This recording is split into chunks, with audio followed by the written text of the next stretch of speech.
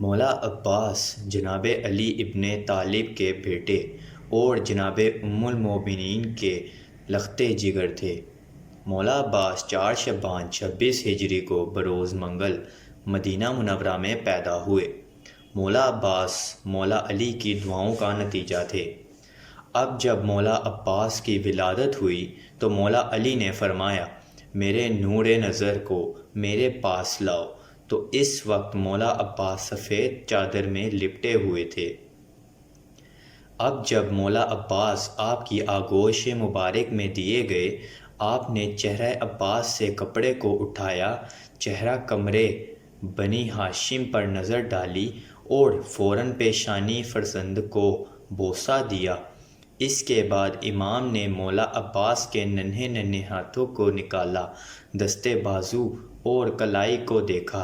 تاریخ کے چہرے پر نظر ڈالنے والے جانتے ہیں کہ جب مولا علی پیدا ہوئے تھے تو اپنی آنکھوں کو اس وقت تک بند رکھا تھا کہ جب تک پیغمبر اسلام تشریف نہ لے آئے۔ اب مولا عباس پیدا ہوئے، مولا عباس نے بھی اپنی آنکھوں کو اتنی ہی دیر تک بند رکھا کہ جب مولا حسین تشریف نہ لے آئے۔ اب جب مولا حسین کو خبر ملی اور آپ تشریف لائے، اپنے بھائی کو آغوش امامت میں لیا۔ اب جب بھائی بھائی کے ہاتھوں میں آیا تو مولا نے کان میں اذان و اقامت دی، تب آپ نے اپنی آنکھیں کھولیں۔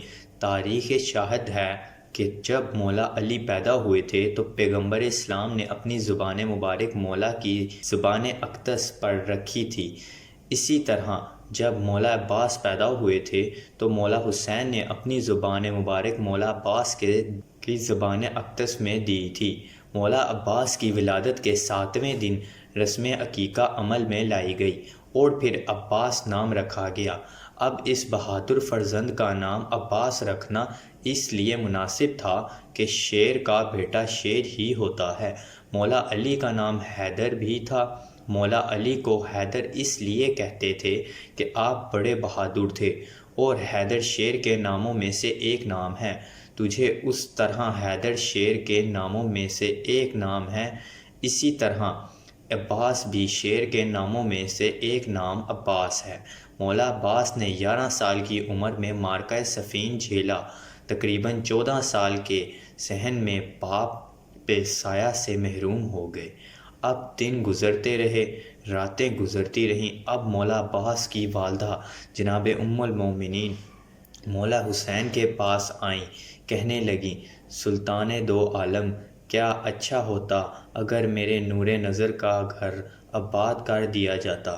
اب مولا حسین نے شادی کے انتظامات شروع کر دیے۔ مولا عباس کا ارتھ جناب عبید اللہ ابن عباس ابن عبد المطلب کی دختر جناب لبابہ کے ساتھ منظور ہوا۔ مولا عباس کے 3 فرزند تھے، ایک فاطم، ایک عبید اللہ اور تیسرے قاسم تھے۔ مولا عباس شجاعت علی کے وارث، آئینہ کردار علی سپہ حسینی کے سالار۔ مولا عباس کمال علمی، نفس ذکی، شرافت نفسی میں اعلیٰ درجے میں فائز تھے۔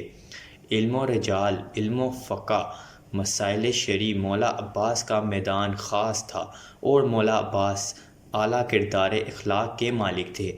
میری کیا مجال کہ مولا عباس کی شان علم برداری کے متعلق کچھ کہہ سکوں، بس اتنا عرض کرنا چاہتا ہوں کہ مولا عباس نے اسے شان و شوکت کے ساتھ علم برادری کی ہے، جس شان و شوکت سے مولا علی نے کی، حضرت جعفر طیار نے کی، تاریخ گواہ ہے، جو ایک علمدار میں ہونی چاہیے، وہ سب کی سب مولا عباس میں موجود تھیں۔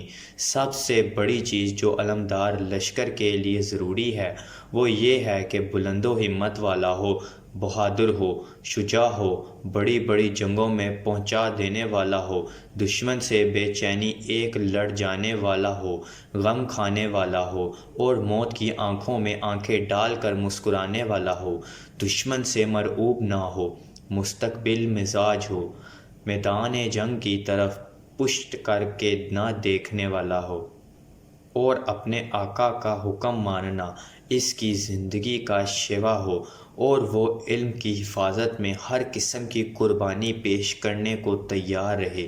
مختصر یہ ہے کہ اتنا بہادر ہو کہ ہاتھوں کی ٹوٹ جانے اور بازو کے کٹ جانے پر بھی اسلام کے علم کو سرنگوں ہونے دے، اور جس کے اندر یہ سارے صفات ہو اسے عباس کہتے ہیں۔